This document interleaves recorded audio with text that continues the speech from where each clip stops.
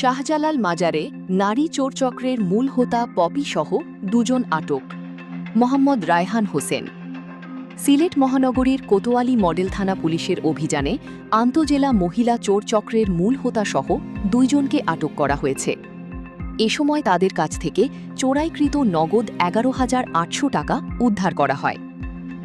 গত রোববার 19 এপ্রিল দুপুর আনুমানিক 2:25 কোতোয়ালি মডেল থানার ভারপ্রাপ্ত কর্মকর্তা ওসি খান মোহাম্মদ মাইনুল জাকিরের দিক নির্দেশনায় হজরত শাহজালাল রহমতুল্লাহ মাজার পুলিশ তদন্ত কেন্দ্রের ইনচার্জ এসআই না মোহাম্মদ আব্দুল আজিজ সঙ্গীয় ফোর্স সহ অভিযান পরিচালনা করেন। অভিযানে মাজারের মহিলা ইবাদতখানার দ্বিতীয় তলা থেকে চোরচক্রের মূল হোতা পপি আক্তার 35 এবং তার সহযোগী শিউলি আক্তার 30-কে আটক করা হয়। পরে তল্লাশি চালিয়ে পপি আক্তারের হেফাজত থেকে চোরাইকৃত 11,800 টাকা উদ্ধার করে জব্দ করা হয়। পুলিশ সূত্রে জানা যায়, আটক পপি আক্তারের বিরুদ্ধে সিলেট মেট্রোপলিটন এলাকার বিভিন্ন থানায় একাধিক চুরির মামলা রয়েছে।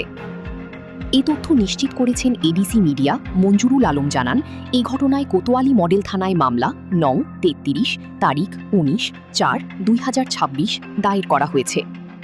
মামলা অনুযায়ী পেনাল কোডের 380, 411, 34 ধারায় আইনগত ব্যবস্থা গ্রহণ করা হয়েছে।